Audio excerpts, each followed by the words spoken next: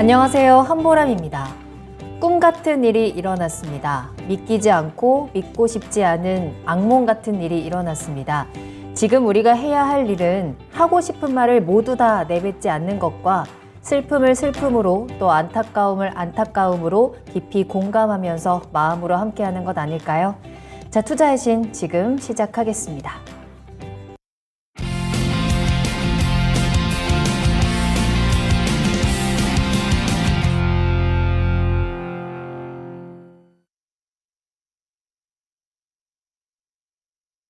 네, 여러분 안녕하세요. 투자의 신에 오신 여러분을 환영합니다. 토마토TV의 투자의 신과 함께 여러분을 투자의 신의 길로 인도해드리는 시간 투자의 신 월요일 1부 출발하도록 하겠습니다. 오늘 이재필 전문가님과 함께 할게요. 전문가님 안녕하세요. 네, 안녕하세요. 반갑습니다. 네. 자, 오늘도 이재필 전문가님과 함께 10월 시장 마무리 해보고요. 여러분들 종목에 대한 앞으로의 방향성 잡아보고요. 또 앞으로의 11월 시장을 준비할 수 있는 투자 전략까지 또 알차게 채워져 있으니까요. 끝까지 함께 하시면서 이 시장들 잘 버텨낼 수 있는 방법들 얻어가 보시길 바라겠습니다. 자, 종목 상담 시간 준비되어 있으니까요. 여러분들 궁금하신 종목 있으시다면 지금 바로 투자의 신에 보내주시길 바라겠습니다. 먼저 유튜브를 통해서 함께 하시죠. 유튜브에 토마토 증권통 검색하고 들어오셔서 채팅창에 글 남겨주시면 되겠는데요. 궁금하신 종목명, 매수가, 비중 남겨주시고요. 또 어떤 점이 궁금한지 구체적인 내용들도 함께 올려주시면 더 좋겠습니다. 자, 그리고 전화로도 이야기 나누겠습니다. 02-325-8200번, 325-8200번으로 문의 전화 주시고 조금 더 자세한 이야기 나눠보시길 바라겠습니다. 자, 지금부터 종목 상담 신청 받으니까요. 바로바로 보내주시길 바라겠고요.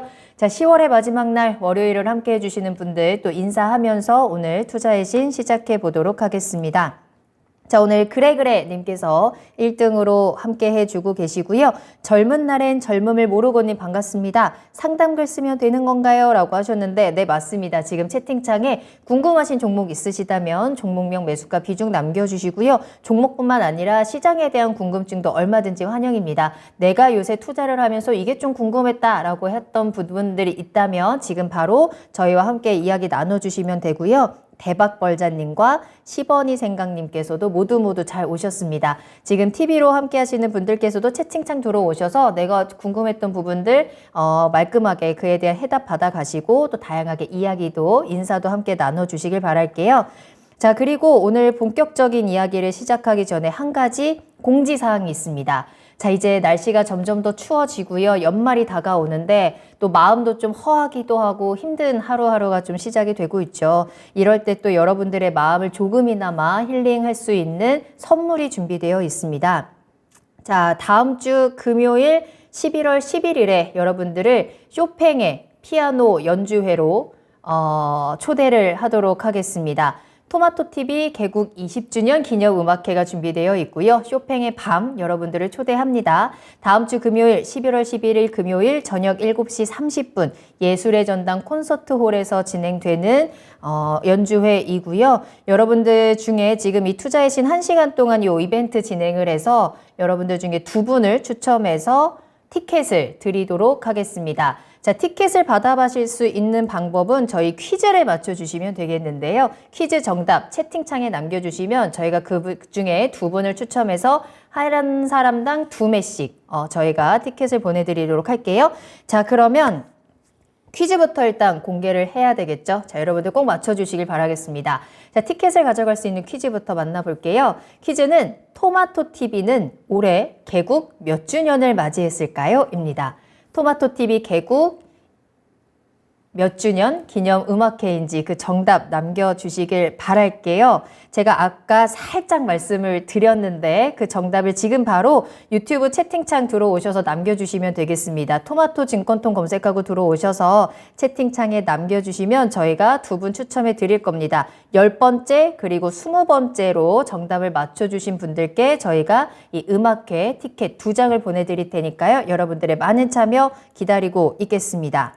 자, 그러면 여러분들의 이야기 계속해서 받고 있을게요. 궁금하신 내용들 남겨주시길 바라겠고요. 10원이 생각님 너무 어려운가요? 제가 아까 분명히 정답을 이미 말씀을 드렸기 때문에 잘 들으셨던 분들이라면 금방 맞추실 수 있을 것 같아요.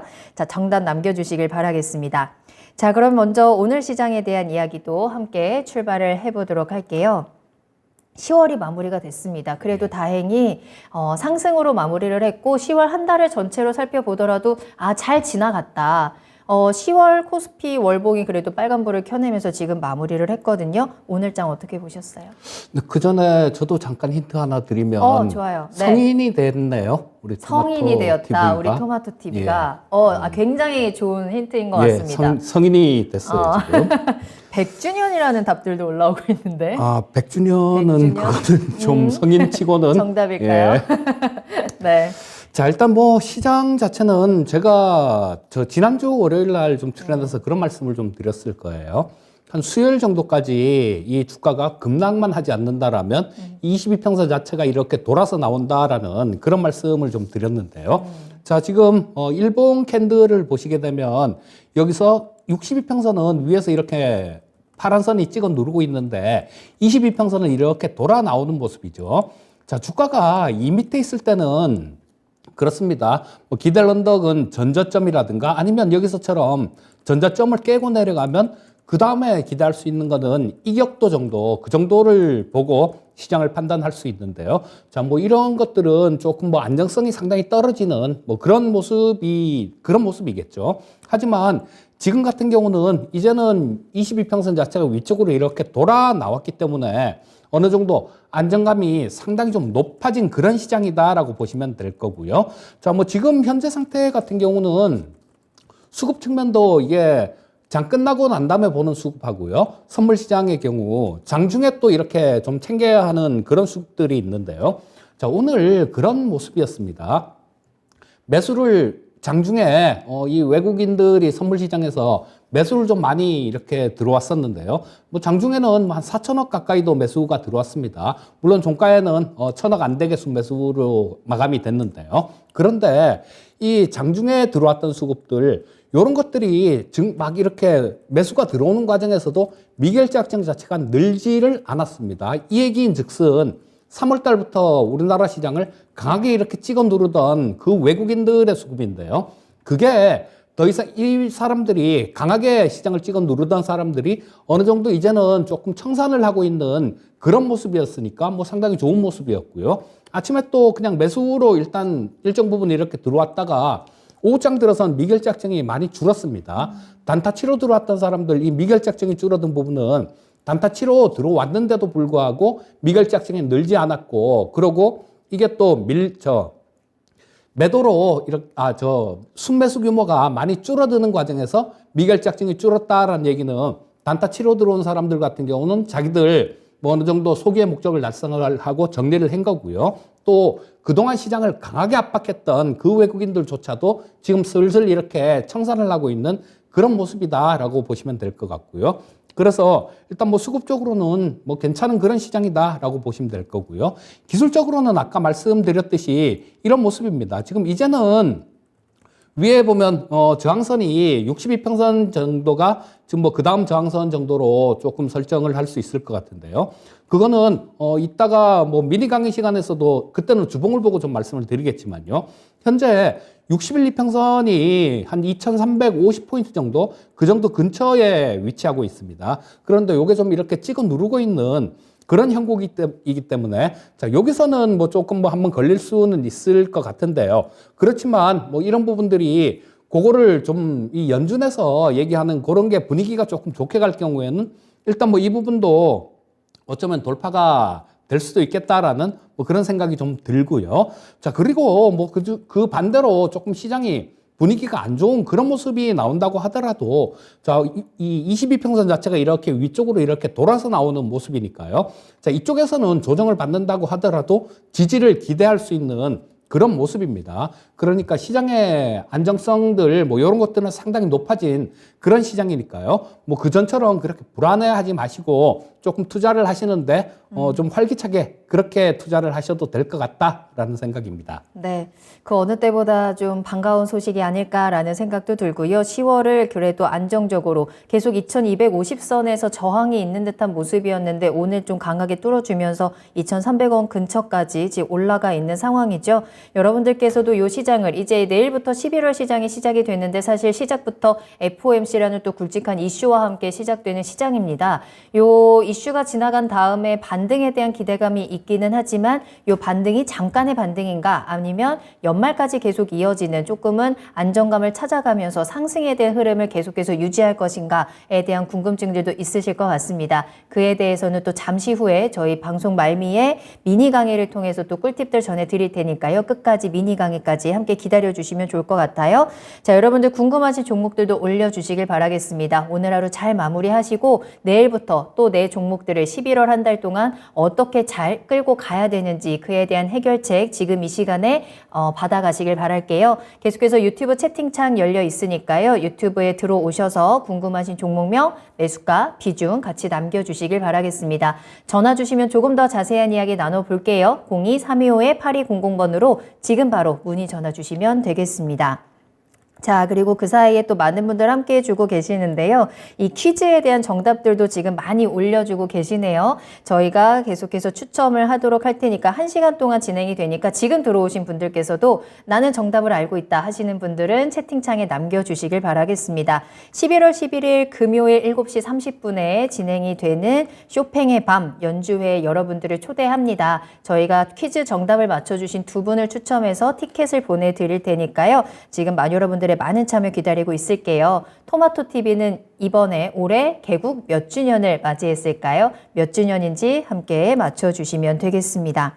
자, 남극곰님 오셨고요. 작은 소나무님도 출석 체크하십니다. 서단계 1년차님 살곰살곰 등장하셨는데 출석 체크하도록 하겠고요. 그래그래님께서 토마토TV 성인식은 했나요? 라는 질문도 주셨는데 요것도 꽤 좋은 힌트가 될 것 같습니다.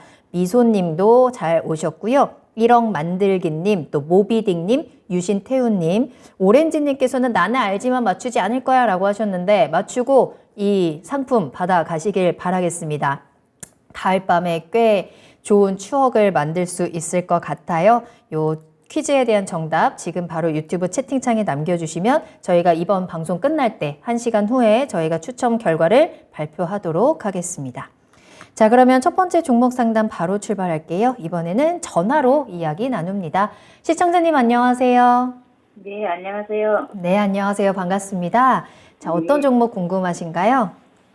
효성이고요. 네, 매수가랑 비중은요? 81,500원에 10%예요. 81,500원에 10%? 네. 알겠습니다. 어떤 점이 가장 궁금하세요? 많이 떨어져가지고 추가 매수해도 되는지 그거 궁금하고요. 네. 그렇지 않으면 그냥 그것만 가지고 가도 됐는지 그게 궁금해서요. 알겠습니다. 또 오늘 특히나 여러 가지 우려와 함께 좀 강한 하락을 보여줬던 종목이어서 과연 요 주가가 좀 회복할 수 있는 모멘텀들이 있는지 한번 체크를 해보도록 할게요. 이재필 전문가님과 이야기 나눠보시기 바랍니다. 네. 예, 시청자님 안녕하세요. 네, 안녕하세요. 예, 오늘 많이 놀라셨겠는데요. 네네. 그렇죠. 뭐 갑자기 조금 뭐 주가 흐름은 그렇게 그전에도 뭐 썩 좋진 않았지만 오늘 갑자기 뭐 이렇게 많이 뚝 떨어지는 바람에 많이 놀라셨을 텐데. 네. 자, 요거 효성을 처음에 매수를 하실 때 어떤 것 때문에 매수를 하셨을까요? 네? 어떤 이유로 매수를 하셨을까요? 효성을 처음에 매수하실 때. 제가 처음에는요, 예. 배당금 보고 했어요. 예? 배당금요. 배당금. 배당금이요. 네네.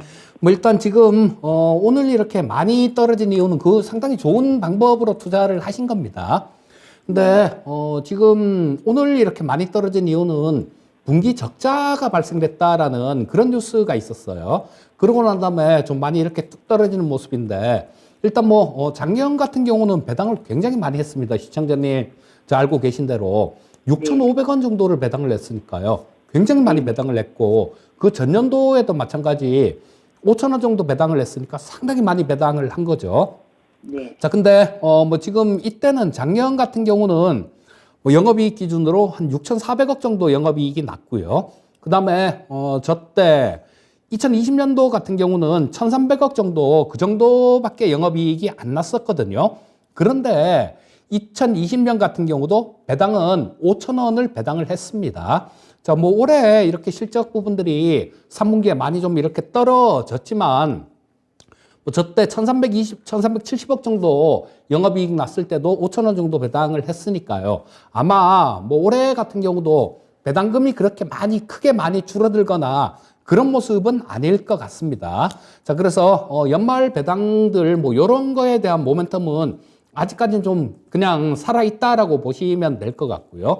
다만 지금 뭐 현재 그렇습니다. 오늘 너무 많이 이렇게 좀 떨어지면서 보시면 이 전저점 부분들 이 가격대도 깨버렸거든요. 자, 전저점 가격대를 깨버렸고 거기다가 오늘 이렇게 장대로 좀 음선이 크게 나오면서 거래량이 많이 실렸죠. 거래량이 굉장히 많이 실렸습니다. 뭐 어제 평상시 거래량보다 뭐 굉장히 많이 거래가 되는 모습이었는데요.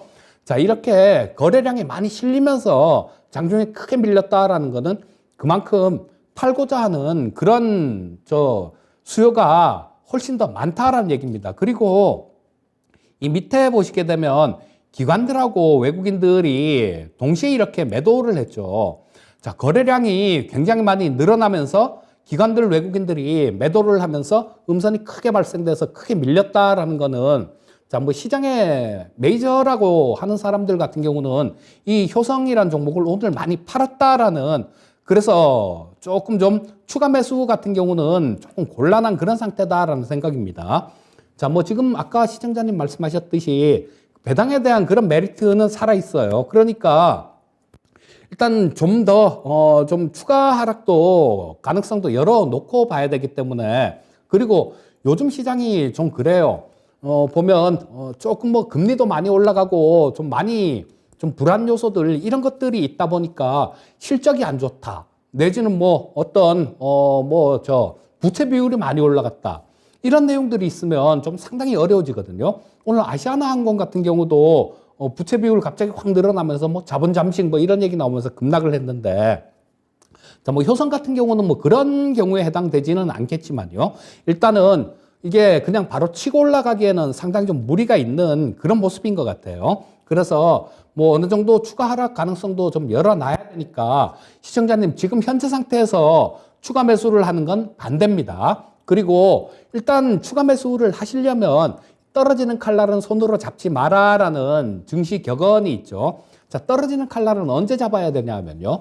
떨어질 만큼 떨어지다가 땅에 꽂혀서 칼이 이렇게 흔들릴 때가 있어요. 즉 이렇게 떨어지다가 뭐 옆으로 횡보를 하거나 아니면 좀 뭐 밑에서 의미 있는 거래량들 이런 것들이 수반이 되면서 좀 양선 캔들이 나오거나 그럴 때 매수를 하셔야 되거든요. 그래서 지금 아직까지는 그런 모습이 언제 나올지는 알 수는 없습니다. 하지만 지금 뭐 현재 상태에서 가능성이 높은 시나리오는 일단은 좀 추가 하락에 대비를 하셔야 될 것 같으니까 추가 매수 같은 경우는 자제하시고요. 자, 다만 뭐 연말로 이렇게 가면 배당 시즌으로 가면요. 그 고배당에 대한 메리트들 뭐 이런 것들이 생길 수 있으니까 12월 달 정도에는 어느 정도 회복될 가능성이 있습니다. 그러니까 현재 상태에서는 일단 뭐 보유만 하시고요. 저 추가 매수는 반대 의견 말씀드리겠습니다. 네. 자, 시청자님 조금 더 아래로 내려갈 수 있는 가능성 꼭 염두에 두시고요. 그래도 배당에 대한 메리트는 기대할 수 있을 것 같다라고 진단을 해드렸으니까요. 일단 보유 의견 함께 참고해 보시길 바라겠습니다. 도움이 좀 되셨을까요? 네, 감사합니다. 네, 전화 주셔서 감사합니다. 네, 네. 수고하세요. 네, 감사합니다. 자, 이렇게 첫 번째 종목 효성으로 또 전화로 이야기 나눠봤습니다. 여러분들 계속해서 전화 상담 열어두겠습니다. 02-325-8200번으로 전화 주시고 자세한 이야기 또 이재필 전문가님과 함께 직접 나눠보시길 바라겠습니다. 또 유튜브 채팅창도 계속 열어줄 테니까요. 종목명 매수가 비중과 함께 또 매수 문의도 함께 올려주시길 바랄게요. 자, 다음 상담 만나보도록 하겠습니다. 자, 이번에도 전화로 이야기 나눠볼게요. 시청자님 안녕하세요. 안녕하세요. 네, 안녕하세요. 반갑습니다. 예. 네, 어떤 종목 궁금하신가요? 현대중공업. 네, 매수가랑 비중 어떻게 되세요? 매수가 12만 원. 네, 비중은 얼마나 담으셨어요? 50%. 50% 비중이 적지는 않네요. 예. 그래도 최근에 약간의 반등이 지금 나오는 흐름이기는 한데 어떤 점이 가장 궁금하세요? 이미 수주도 많이 받고, 또 엔진 수주도 많이 받았고, 네. 지금 수주 행기 신조가 카팅이 다 들어가 지금 작업을 하고 있는데, 네. 이 어떻게 됐는지 계속 내가 사고부터는 떨어져요. 네, 맞네요. 그러네요. 네. 그럼 앞으로 이 종목 나는 그때부터 많이 떨어져서 턴이 된다고 봤는데, 네. 더 내려갔죠. 그거보다도. 자, 알겠습니다. 그럼 50%를 한 번에 담으셨어요, 시청자님? 예. 알겠습니다. 바닥인 줄 알고 담았고 이 종목, 이 현대중공업의 지금 현재 상황이나 움직임도 나쁘지는 않은 것 같은데 주가는 왜 안 가는지 답답하셨을 것 같아요. 한번 예. 이 종목의 앞으로의 미래를 이야기 나눠보겠습니다. 전문가님과 예. 직접 이야기 나눠보세요.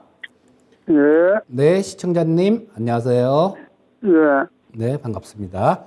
자, 뭐 말씀해 주신 대로 지금 뭐 러시아가 우크라이나를 공격하면서 유럽 쪽에 지금 뭐 LNG 천연가스 때문에 난리가 난 상태죠. 그래서 지금 뭐 LNG 선들 같은 경우는 거의 뭐 중국이 우리나라한테 게임이 안 되기 때문에 우리나라 업체들이 거의 싹쓸이 하듯이 뭐 그렇게 수주를 하고 있는데요. 자, 지금 현재 이 현대중공업 같은 경우가 적자를 기록하고 있어요. 적자가 나고 있는 거는 작년에도 뭐 한 8천억 정도 적자가 났고요. 올해 같은 경우도 적자 폭은 좀 줄겠지만 그래도 뭐 한 2천억에서 3천억 사이 정도 그 정도는 적자가 좀 날 것 같습니다. 자, 그런데 이제 이거는 뭐 2년 전에 수주했던 것들 뭐 이런 것들이 조금 저가 수주 일감들이 없어서 저가 수주했던 것들 이런 것들이 조금 지금 현재 상태에서 반영이 되고 있는 거고요. 자, 뭐 최근에 수주하고 있는 그런 부분들은 뭐 LNG선 같은 경우는 좀 골라가면서 수주한다라는 그런 얘기가 나올 정도로 뭐 선저가도 괜찮습니다. 자, 그래서 일단 뭐 지금 현재 상태가 거의 최악의 국면이 아닌가 싶은 생각이 들어요. 실적이라는 측면에서는. 그리고 지금 뭐 5년 만에 군산 조선소가 있었는데 그거 지금까지 5년 전에 일단 뭐 가동 중단하고 난 다음에 가동을 안 했었거든요. 그런데 5년 만에 군산조선소를 재가동한다라는 뉴스가 있습니다. 자, 물량들이 뭐 적으면 그 새로 굳이 그쪽에 있는 걸 가동하진 않겠죠. 충분히 많은 물량들이 쌓여 있으니까 그런 걸 할 거예요. 자, 우리 흔히 그런 얘기들을 하죠. 주가 자체가 실적이 되게 좋게 나올 때 그럴 때는 주가가 피크일 가능성이 굉장히 많습니다. 그런데 이 실적 부분들이 이렇게 되게 안 좋은 국면에서 약간 좀 이렇게 턴이 나오는 그런 국면이 주가는 바닥을 형성할 가능성이 되게 많은데요. 자, 뭐 지금 현재 현대중공업 같은 경우가 마찬가지 뭐 거의 우리나라 현대중공업뿐만 아니라 뭐 대부분의 조선주가 다 마찬가지라고 봅니다. 그래서 일단 뭐 지금 현재 상태에서 이거를 잘라 파실 필요는 없을 것 같은데 이 한 번에 50% 들어가신 거 요거는 조금 좀 주의를 하셨어야 될 것 같아요. 자, 이게 주식이라는 게 그렇습니다. 10이면 10, 100이면 100. 다 내가 사는 가격, 그 가격이 바닥인지 알고 매수를 해요. 그리고 그 가격보다 지금부터 뭐 100사람이면 100사람 다 그렇습니다. 지금부터 올라갈 것 같으니까 그런 생각이 드니까 뭐 이유야 어떻게 해서든 가네요. 뭐 TV를 보니까 좋은 얘기를 했든 아니면 분석을 내보니까 뭐 수주를 많이 있었다 또는 뭐 실적 부분들이 좋아졌다 뭐 이런 갖가지 이유로 매수를 하는데요. 어쨌거나 그 자리가 가장 저점이다라고 생각을 하고 매수를 하는 겁니다. 그런데 실상은 그렇지가 않아요. 그래서 다음번부터는 이렇게 한 번에 이렇게 50%씩 이렇게 들어가 버리면 뭐 어떻게 할 수 있는 그런 여지가 없어요.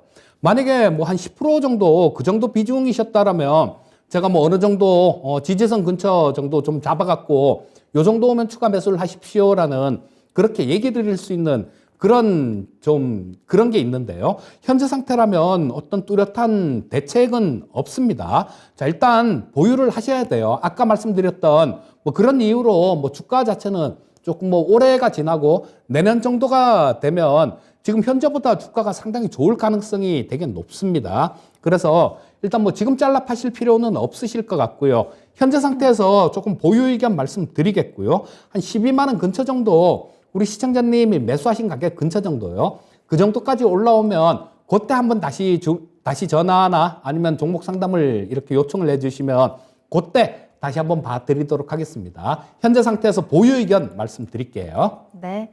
시청자님, 추가적으로 궁금한 부분 더 있으실까요? 예, 여보세요? 네, 여보세요? 여보세요?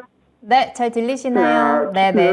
지금 당장 어떤 대책을 세우기보다 조금 더 기다리자라고 진단을 해드렸는데요. 아니, 네. 지금 이계필 전문가님이 말씀하시는데, 이게 지금 현대중공업이 인기가 없어가 안 올라가는 겁니까? 뭐 때문에 안 가는 겁니까? 예? 제가 제대로 못 들었는데 다시 한 번만. 현대중공업이 지금 안 올라가는 현대중공업이 예. 인기가 없어서 안 가는 겁니까? 노사 때문에 안 가는 겁니까? 아니면 뭐 때문에 안 가는 겁니까? 일단 조선주들이 지금 대부분 조금 좀 이렇게 쉬고 있는 그런 모습인데요. 자, 우리 시청자님 매수하신 가격대 그 가격보다는 좀 많이 이렇게 빠졌지만요. 우리 예. 시장을 한번 생각을 해보시면요. 1월 달에, 올해 1월 달에 지수가 3,000 근처에 있었거든요. 그런데 지수 자체는 지금 이제 2,400 많이 떨어져서 좀 반등했는데도 2,250 정도, 2,280 정도에 와 있잖아요. 시장은 많이 떨어졌습니다. 하지만 이 현대중공업 같은 경우는 올해 1월 달의 가격이 지금 가격보다 높아요. 그러니까 올해 연중에도 시장보다 상당히 좀 많이 이렇게 선전을 했다라는 겁니다. 자, 그런 이유가 한 가지가 있을 거고요. 두 번째는 이 실적 부분들이 지금 마이너스 적자가 계속 찍히기 때문에 아직까지 안 올라오는 그런 모습인데요. 이 실적 부분들 같은 경우는 내년 정도가 되면 좀 턴을 할 수 있을 것 같아요. 그러니까 내년 정도면 주가도 어느 정도 회복이 될 것 같습니다. 여보세요? 네, 시청자님. 지금 보면은 현대중공업이 이번 분기에 흑자를 냈는데도 그래요. 예, 흑자를 냈는데 전분기에 1,083억 정도 적자가 났고요. 1분기에도 2,174억이 적자가 났어요. 예. 예, 그래서 그런 부분들이 그건 알죠. 예. 지금 흑자로 돌아섰는데도 바닥에서 움직일 생각을 안 하니까 예. 흑자로 돌아서고 지금 LNG가 79척이나 수주를 했잖아요. 예. 했는데도 수주 자기들이 계약하면 계약금 받지요. 설계 들어가 카팅하면 카팅 받지요. 그 다음에 델리바리 딱 되면은 또 10%씩 계속 거의 들어오는데 이게 현대중공업이 다른 문제가 있는지. 일단 다른 특별한 문제가 있는 것 같지는 않고요. 이 조선주들이 대부분이 다 그런 모습입니다. 그리고 일단 아까도 말씀드렸듯이 지금 실적이 막 이렇게 턴을 하는 그런 모습이 나오고 있기 때문에요. 이거는 뭐 실적이 흑자 전환했다고 주가가 쭉쭉 이렇게 치고 올라갈 것 같으면 뭐 그렇게 좀 이 주식이 너무 쉽겠죠. 그리고 지금 뭐 최근 들어서는 이쪽 여기 바닥을 찍고 보시면 10만 1,500원을 찍었네요. 그리고 지금 10만 9천원까지 좀 올라왔으니까 전혀 안 올라온 것도 아닙니다. 지금 현재 상태에서는. 다만 우리 시청자님이 좀 들어가신 그 자리가 약간 좀 이렇게 뭐 12만 원 정도면 들어갈 만한 자리였다라는 생각인데 주가가 한 차례 더 밀렸던 겁니다. 그리고 이게 실적이 조금 턴이 된다고 바로 이게 주가에 반영이 될 것 같으면 벌써 2분기 3분기 실적 발표가 되기 전에도 뭐 3분기에는 약간 턴을 할 것이다라는 그런 예상들이 좀 있었어요. 그렇다면 이까지 밀리지도 말았어야 되는 거거든요. 자, 그래서 일단 뭐 그런 부분들이 시간을 좀 이렇게 두고 뭐 시차를 두고 조금 반영이 될 것 같으니까 그냥 좀 보유 의견 말씀드릴게요. 네. 자, 시청자님이 생각하시는 여러 가지 호재들이 반영될 때까지는 어느 정도 좀 시간이 필요할 것 같고요. 따라서 지금 너무 걱정하지 마시고 일단 매수가 근처까지 반등에 대한 부분들은 체크를 해드렸으니까 매수가 근처까지 올라왔을 때 그때 상황에 맞춰서 다시 한번 또 전략을 짜보자라고 조언을 해드렸으니까요. 참고해 보시길 바라겠습니다. 자, 현대중공업에 대해서 걱정이 좀 많으셨던 것 같은데 오늘 여기까지 상담 도와드리도록 하겠고요. 저희가 요 주가 체크 계속해서 함께 하면서 또 그에 대한 정보 같이 전해드리도록 할게요. 오늘 전화 주셔서 감사합니다. 네. 자, 현대중공업까지 진단 함께 도와드렸습니다. 자, 계속해서 다음 상담도 만나보도록 할게요. 자, 지금 9시 32분 지나가고 있는데 여러분들 계속해서 유튜브 채팅창 들어오셔서 저희 퀴즈 정답 맞추시고 연주회 티켓도 꼭 받아가시길 바라겠습니다. 토마토TV 올해 개국 몇 주년을 맞이했을까요? 라는 퀴즈이고요. 여러분들이 채팅창에 정답 남겨주시면 저희가 오늘 방송 끝날 때 두 분을 추첨해서 연주회 티켓을 드리고 있습니다.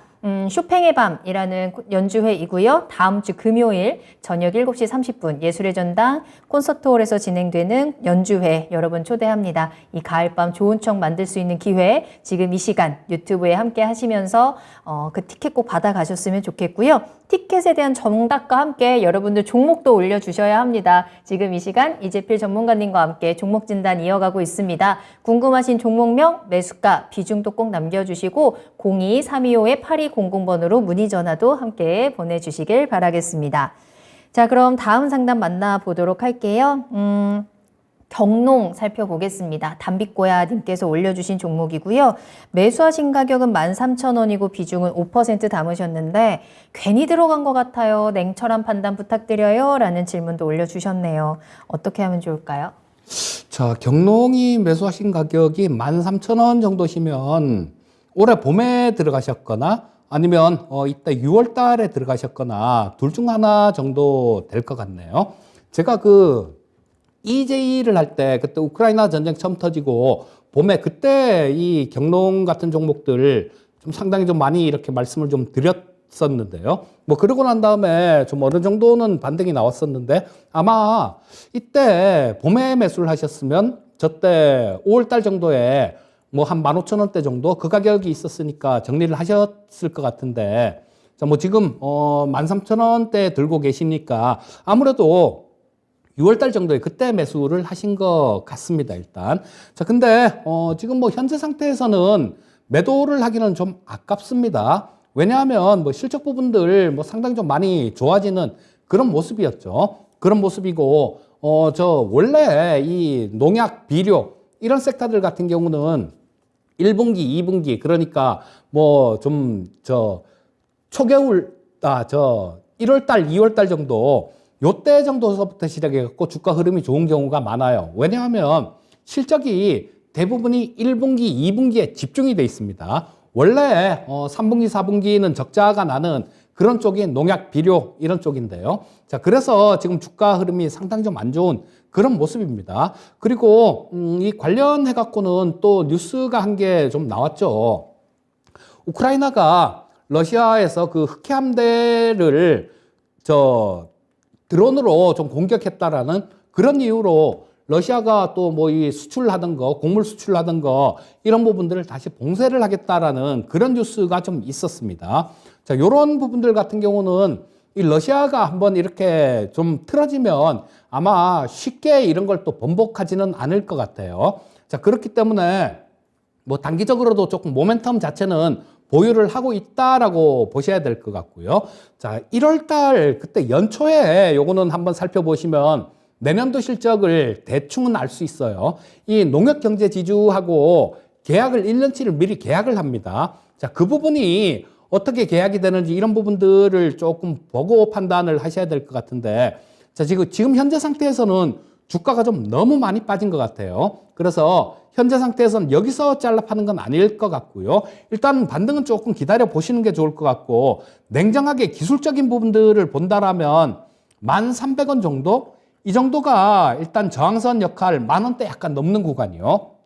이 정도에서는 일단 뭐 반등이 나온다고 하더라도 좀 저항을 받을 가능성이 되게 높습니다. 하지만 뭐 여기서도 마찬가지 내년에 시간이 조금 지나면 내년에 어떻게 계약이 되는지 이런 부분들을 살펴보게 되면 어느 정도 내년 실적을 예측을 할 수 있을 것 같으니까요.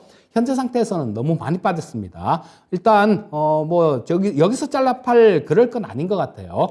현재 상태에서는 일단 보유 의견 말씀드리겠고요. 자, 담빛고야님은 자주 들어오시는 분이니까 한 10,000원대 근처 정도 그까지 좀 반등이 나오면 그때 다시 한번 상담 문의해 주시면 그때 상황 또 봐서 다시 말씀을 드리도록 하겠습니다. 보유 의견 말씀드릴게요. 네. 자, 경농이 정말 차트상으로만 봐도 많이 지금 내려와 있는 상황인데요. 요 반등에 대한 흐름을 일단은 기다려보고 그 이후에 그에 맞는 대응 전략 다시 한번 체크해야 될 것 같습니다. 10,000원까지의 반등 가능성 함께 확인해 보시길 바랄게요. 자, 상담 이어가도록 하겠습니다. 궁금하신 종목명, 매수가 비중 남겨주시고 매수 문의도 환영하고 있으니까요. 궁금하신 내용들 자유롭게 남겨주시길 바라겠습니다. 또 많은 분들이 퀴즈에 대한 정답도 올려주고 계시는데요. 저희가 10번째 그리고 20번째 정답 맞춰주시는 분들 2분 추첨해서 오늘 방송 끝날 때 여러분들께 발표를 하도록 하겠습니다. 다음 상담은요. 저희 넥슨게임즈 살펴보겠습니다. 유튜브에서 모비딕님께서 올려주신 종목이고요. 17,700원 매수가 비중은 10% 담으셨습니다. 진단 부탁드려요 라면서 올려주신 종목인데 넥슨게임즈 오늘은 4% 가까이 올라왔습니다. 오늘 고점에서 거래를 마치면서 14,650원에 거래를 마쳤어요. 넥슨게임즈의 3분기 실적에 대한 전망이 긍정적입니다. 이와 함께 좀 주가 탄력을 받았는데 시청자님 매수하신 가격이 조금 더 높습니다. 끝까지 좀 이 힘을 이어갈 수 있을지 넥슨게임즈의 전망은 어떻게 보세요?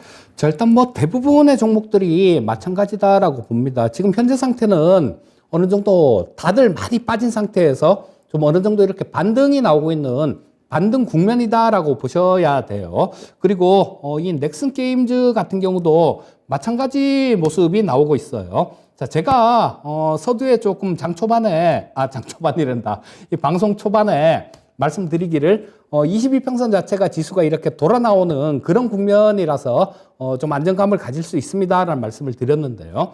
넥슨 게임즈도 마찬가지 모습인 것 같아요. 자, 뭐 지금 현재 상태에서 낙폭이 워낙 과했습니다. 그리고 거기에 따른 반등이 진행 중인 모습인데 22평선 자체가 아래에서 좀 이렇게 반등이 나오고 있어요. 그리고 3일 전에, 그러니까 지난주 목요일이 되겠네요. 목요일 날 22평선을 돌파를 하고 금요일 날 한번 거기서 지지를 확인을 했고요. 그리고 오늘도 장중 저점을 찍으면서 지지 테스트를 했습니다. 자, 그렇다면 이 22평선 자체는 어느 정도 좀 신뢰할 수 있는 그런 좀 지지선이다. 이렇게 보시면 좋을 것 같고요. 자, 이게 좀 이렇게 돌아 나온다라는 거는 시장하고 같이 좀 어느 정도 반등이 나올 수 있는 그런 여건은 만들어졌다라고 보시면 될 거고요. 자, 근데 여기서 보시면 62평선 자체가 좀 너무 이렇게 급하게 떨어지고 있어요. 그리고 완전한 역별 상태죠. 240선 있고 120선 있고 60선 있고 그 밑에 20선이 이렇게 있습니다. 자, 그렇다면 이 넥슨 게임즈 같은 경우도 조금 반등은 기대할 수 있지만 좀 반등이 나오는 국면에서 62평선 정도까지 주가가 반등이 나오면 거기서는 좀 저항받을 가능성이 높다라고 보셔야 될 것 같고요. 자, 현재 뭐 외국인들도 그렇고 수급 상황은 나쁘질 않습니다. 기관들도 지금 5일째 연속, 5거래일째 연속 매수를 하고 있네요. 자, 외국인들은 6일 연속 이렇게 매수를 하고 있습니다. 자, 그렇기 때문에 뭐 수급 상황에서도 일단은 좀 기술적으로도 조금 돌린 모습이고 수급 상황도 그렇게 나쁘지 않고 실적 부분들은 우리 시청자님께서도 아까 우리 보라맨커님이 말씀해 주셨죠. 실적 전망치도 뭐 그렇게 좀 나쁘지 않은 뭐 그런 상태니까 현재 상태에서는 추가 하락 우려보다는 반등 가능성이 상당히 높다라고 보시면 될 것 같고요. 자, 뭐 반등이 나온다라면 16,000원대 후반 정도 그 정도까지는 반등이 나올 것 같습니다. 자, 지금 현재 이 62평선이 위치한 자리가 저 가격대가 한 17,200원 정도예요. 하지만 이게 아래로 이렇게 떨어지고 있죠. 내일 되면 좀 더 떨어질 겁니다. 그리고 모레가 되면 좀 더 떨어질 거예요. 그래서 좀 이 62평선 자체는 아래로 이렇게 내려오고 22평선 자체는 이렇게 머리를 들면서 그 중간에서 주가가 왔다 갔다 하다가 저항을 받는 구간은 62평선 근처 정도가 될 것 같으니까요. 제가 보기에는 16,000원대 어디인가에서 이게 주가하고 좀 마주칠 가능성이 되게 높아 보입니다.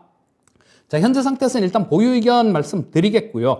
16,000원대 정도, 그 정도 구간에서 좀 어떤 뭐 특별한 재료가 나오지 않는다라면 16,000원대 정도, 중반 정도, 그 정도 가격에서는 일단 조금 정리하는 전략이 좋을 것 같고요. 자, 현재 상태에서는 앞에서와 마찬가지 의견을 드리겠습니다. 보유 의견 말씀드리겠습니다. 네.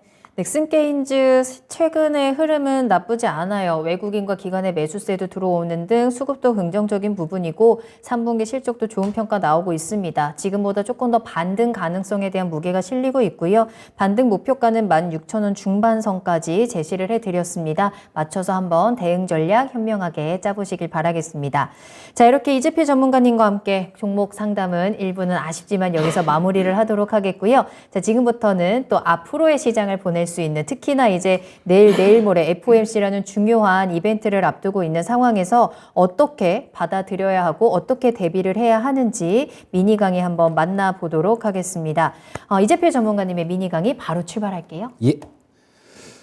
자, 뭐 시장이 되게 좀 알쏭달쏭하죠. 근데 이 시장에 대해서는 그때 2주 전, 그러니까 10월 첫째 주, 둘째 주는 월요일이 대체 공휴일이라서 방송을 안 했었고요. 그 다음 주에 오자마자 그런 말씀을 좀 드렸었죠. 중간 선거 있었던 해, 그때 주가 흐름들, 뭐 그거를 지난주에도 좀 그 자료를 갖고 말씀을 드렸고요. 또 다른 프로에서도 마찬가지로 우리 지지난주 배워야 산다 했었는데 거기서는 조금 디테일하게 좀 말씀을 드렸었는데요. 뭐 시장 괜찮을 것 같습니다라는 말씀을 드리면서 뭐 긍정적인 그런 부분을 말씀드렸는데요. 자, 지금 이런 부분의 연장선입니다. 자, 현재 이번 주에 최대 이슈가 어떤 걸까요? 당연히 연준의 통화정책회의 결과가 가장 큰 관심거리일 겁니다. 우리 시간으로 목요일 새벽에 이 결과가 나오고 파월 의장도 마찬가지 그런 좀 거기에 대해서 이렇게 어떤 멘트를 할 거예요. 연설도 있고 또 기자들이 뭐 질문을 하는 그런 질의응답 시간도 있으니까 거기서 향후 통화정책에 대한 어떤 힌트가 나올 겁니다. 자, 근데 지금 이 시장이 지금 10월 중순부터 이렇게 좀 급등하는 그런 모습으로 이어지고 있는데요. 자, 요거는 긴축을 지금까지는 굉장히 강하게 이렇게 밀어붙였는데요. 자, 여기에 대한 속도 조절 가능성이 조금 대두되면서 지금 현재 상당히 좀 이렇게 훈풍이 부는 시장이다라고 볼 수 있는데요. 자, 요거는 연준 인사들은 그 연준 통화정책회의가 있는 그 전주부터는 블랙아웃 기간이라 그래서 어떤 얘기도 못 합니다. 근데 그 전주 금요일 날, 그러니까 블랙아웃 직전에 메리데일리 샌프란시스코 연은 총재가 좀 이 금리 인상에 대해서, 긴축에 대해서 속도 조절에 대해서 토의할 수 있다라는 그런 얘기를 했어요. 자, 그러면서 또 월스트리트 저널 쪽에서 좋은 기사가 이렇게 하나 나오면서 닉 티밀라우스라는 기자죠. 근데 이 기자분을 연준의 비공식 대변인이다, 뭐 이렇게까지 얘기를 합니다. 하여튼 연준에서 뭐 하려는 그런 부분들을 귀신같이 맞춰요. 뭐 살짝 이렇게 비공식적으로 이렇게 언급을 해주는 듯한 뭐 그런 느낌이 드는데 이분도 마찬가지로 뭐 비슷한 얘기를 하면서 시장 분위기가 확 바뀌었어요. 자, 그런데 우리 제롬 파월 의장은 외압에 굉장히 약한 그런 총재로 봅니다. 뭐 그거는 그 전에 있었던 뭐 그런 일들은 조금 이따 보기로 하고요. 그래서 요런 것들이 지금 이 11월 연준에서 뭐 0.75%는 그냥 그대로 갈 거예요. 다만 이 시장을 조금 뭐 시장 움직임을 좌우할 수 있는 부분들은 0.75는 0.75인데 12월 달에 어떻게 할 것이냐, 향후의 통화 정책을 어떻게 갖고 갈 것이냐, 요런 부분들이 시장을 좌우하는 그런 모습일 겁니다. 자, 근데 과거에 연준 의장들하고 조금 파월 의장을 비교를 해보면요. 지금, 그 전에 되게 좀 물가 때문에 되게 머리 아프게 막 그렇게 했던 때가 1970년대, 80년대 이때였습니다. 뭐 그러고 난 다음에는, 특별하게 미국이 인플레이션, 뭐 이때는 뭐 70년대는 스태그플레이션까지 갔었죠. 자, 근데, 이때 연준 의장을 하던 분이 아서 번지라는 분이 연준 의장을 했는데요. 자, 이분이 1970년부터 1978년까지 여론 총재를 했습니다. 자, 근데 정치권의 압력도 있었어요. 자, 그때 당시 대통령이 닉슨 대통령이었었는데요. 이분이 닉슨 대통령이 되게 재밌는 분이세요. 브레튼 우즈 체제라고 금본위제 하던 거, 그것도 닉슨 대통령 때 그때 폐지를 해버렸고요. 전 세계를 대상으로 해갖고 그냥 뭐 약속을 어겨버리던 그런 완전히 뒤집어지는 그런 정책도 했었고, 이 아서번즈 연준 의장한테 그때 당시에 또 협박을 했습니다. 나는 인플레이션은 뭐 어느 정도 용인을 할 수 있지만 경기가 안 좋아지는 거, 이거는 못 참아 라는 얘기를 이렇게 압력이 좀 있었어요. 그러다 보니까 이 아서번즈가 굴복을 한 겁니다. 거기에 굴복을 해서 뭐 조금 인플레이션이 조금 깔았는 듯 하니까 금리 통화 정책을 이렇게 늦춰버리고, 그러다 보면 시장은 잠깐 동안은 또 반등이 나오는데 또 인플레이션이 괴롭히고 인플레이션이 고개를 들고 계속 그런 게 계속 반복이었어요. 그래서 이때 당시에 야, 이런 걸 보고 지금 연준 인사들이 인플레이션이라는 게 되게 어려운 거구나라는 그런 교훈을 얻게 됐고요. 이 아서번즈 같은 경우는 역사상 가장 무능한 연은 총재로 낙인이 찍혀 있는 상태입니다. 그래서 그 다음에는 이제 연준 의장이 바뀌었어요. 폴 볼커로 연준 의장이 바뀌었는데요. 이분은 1979년도부터 1987년까지 연은 총재를 하셨던 분입니다. 근데 이분이 정말로 아주 잔인하다 싶을 정도로 그 정도로 긴축을 했는데요. 자, 뭐 금리를 조금 올리다가 인플레이션이 좀 안 잡히니까 어느 날 갑자기 뭐 일정에도 없는 그런 회의를 소집을 해서 긴급 회의를 열어서 하루에 4%, 그러니까 금리 4%, 지금 연준이 이번에 0.75를 올리면 4%가 되죠. 근데 하루에 4%를 그냥 올려버립니다. 그리고 막 살해 위협에도 시달리고 막 그랬어요. 이분 같은 경우는 그래서 항상 경호원이 따라다니고요. 자기 자신도 이 속주머니에 권총을 넣고 다닐 정도로 굉장히 막 살해 위협들 이런 거에까지 시달렸던 분이셨어요. 자, 근데 이분이 들어오고 난 다음에 긴축을 어마어마하게 세게 하면서 뭐 실업자 양산되고 뭐 폴 볼커 네가 우리나라 다 말아먹었다. 너 때문에 굶어 죽겠다. 막 이런 얘기들까지 막 나왔었습니다. 자, 그러고 난 다음에 인플레이션을 잡았는데요. 자, 그러고 난 다음 지금 대체로 뭐 평이 두 가지가 있긴 합니다. 너무 과했다라는 그런 평가도 있고요. 그렇게 안 했으면 정말로 미국은 헤어날 수 없었다라고 굉장히 위대한 의장이다라는 그런 평도 있습니다. 자, 파월 의장은 과연 어떤 측면일까요? 자, 저는 아까 말씀드렸듯이 이 파월 의장이 그렇게 그렇게 많이 훌륭하신 뭐 그런 의장은 아니신 것 같아요. 그리고 파월 의장 같은 경우는 일단 뭐 경제학자 출신은 아니고요. 변호사 출신입니다. 법률가예요. 그러시다 보니까 뭐 어떤 규범에 이렇게 딱 좀 묶여서 있는 그런 것 같습니다. 트럼프 정권 때 그런 일이 있었죠. 그 전에 제니 델런이 연준 의장을 이렇게 했었는데요. 자, 금리를 뭐 좀 이렇게 올리는 그런 상황에서 파월 의장에게 바통을 넘겨줬어요. 자, 뭐 앨런 의장이 재임을 할 수도 있었는데 트럼프가 참 진짜 재밌는 사람이었어요.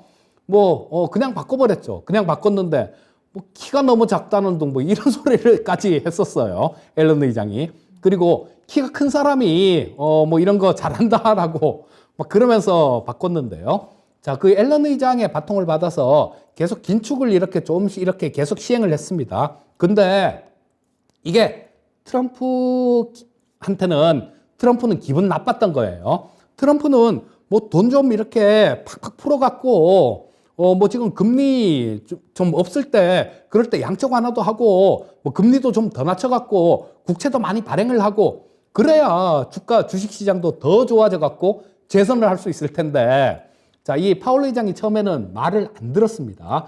뭐 압력에도 굴하지 않았었는데 그때는 정말로 연준 의장이 야, 이거 정말 정치권 외압에서 좀 이렇게 자유로운 그런 거구나라는 생각을 잠깐 하게 만들었어요.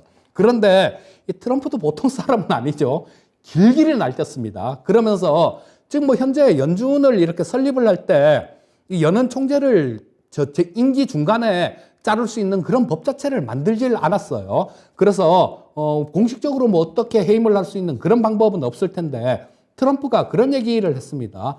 내가 지금 법적으로 살펴보고 있는데 파월 당신 자를 수 있는 방법이 대통령한테 자를 수 있는 권한이 있는지 없는지 내가 법적으로 꼼꼼하게 따져보고 있어. 막 이런 얘기를 하면서 협박을 막 했습니다. 그러니까 마지못해서 보험적인 금리 인하 그러면서 0.25%를 인하를 했습니다. 그때부터 또 뭐 시중에 돈이 이렇게 풀려나갔죠. 만약에 그때 이렇게 하지 않았으면 지금 같은 이런 인플레이션은 없었을 겁니다. 근데 그때도 잠깐 동안의 시장은 좋았으니까 뭐 투자자들이나 트럼프나 조금 행복했던 뭐 그런 시기였죠.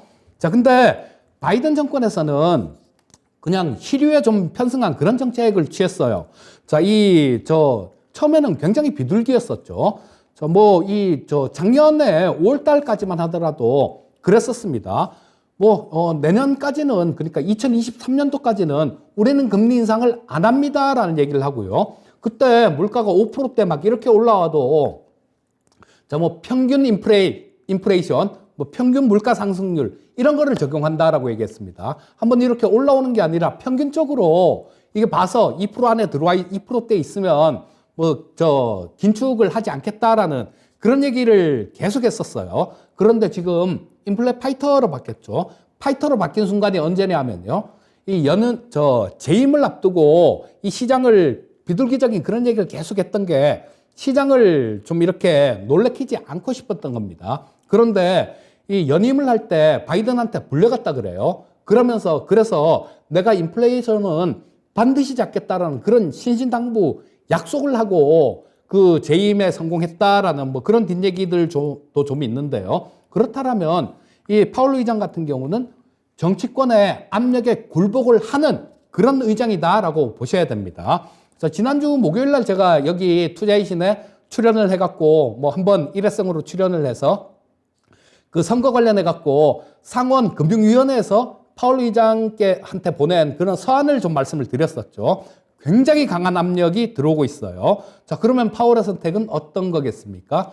예, 지금 이 정치권의 압력에 좀 굴복하는 아마 그런 연설을 할 가능성이 굉장히 높아 보입니다. 그렇다면 단기적인 시장에는 긍정적이다 이렇게 보시면 될 것 같고요. 자, 우리 시장 말씀을 드리면 코스피 주봉 차트입니다. 자, 올라오는 과정에서 20주 이평선까지만 가면 동그라미 3개 쳐져 있는데 그까지만 가면 좀 저항을 받죠. 그래서 지금도 마찬가지 이 가격대가 한 2350포인트 정도, 그 가격 근처 정도 됩니다. 파월 의장의 발언 얼마나 비둘기적으로 얘기하느냐, 거기에 따라서 좀 추가로 상승할 가능성도 열려 있다라고 보시고요. 일단은 2350포인트 정도까지는 특별하게 무리 없이 움직일 수 있겠다. 이렇게 말씀드리고 싶으니까 일단 시장은 계속 말씀드렸듯이 좀 긍정적으로 보고 대응하시면 좋겠습니다. 네. 자, 11월 FOMC 이후에 또 중간선거 기다리고 있는 시장입니다. 11월 한 달 어떤 흐름이 이어질지 큰 그림 전해드렸으니까요. 참고해 보시고 여러분들의 종목에 대한 대응 전략도 꼼꼼하게 세워보시길 바라겠습니다. 자, 이제 또 많은 분들이 기다리셨던 이벤트 당첨자 발표가 기다리고 있습니다. 쇼팽의 밤, 연주회 티켓을 가져가실 두 분을 저희가 추첨을 했는데요. 주식 투자자님, JM님, 토메이로님, 심심한 어피치님 정말 많은 분들께서 이벤트에 참여를 해주셨는데, 자, 그럼 지금 두 분을 바로 발표를 하도록 하겠습니다. 소심하게 두구두구두구두구두구. 자, 이렇게요. 두구두구두구. 바로 당첨자 두 분께서는요, 김경성님, 그리고 김정희님 두 분입니다. 축하드립니다. 네. 김경선님께서는 20년 축하 하면서 남겨주셨고, 김정희님께서도 20주년이요 라면서 댓글 남겨주셨는데요. 이 두 분께 저희가 연주회 티켓을 두 매씩 보내드리도록 하겠고요. 당첨되신 두 분께서는 저희 메일로 닉네임과 전화번호, 이름을 함께 전달해 주시길 바라겠습니다. pd@이토마토.com 아래 지금 주소 나가고 있으니까요. 메일로 닉네임과 전화번호, 이름을 보내주시면 되겠습니다.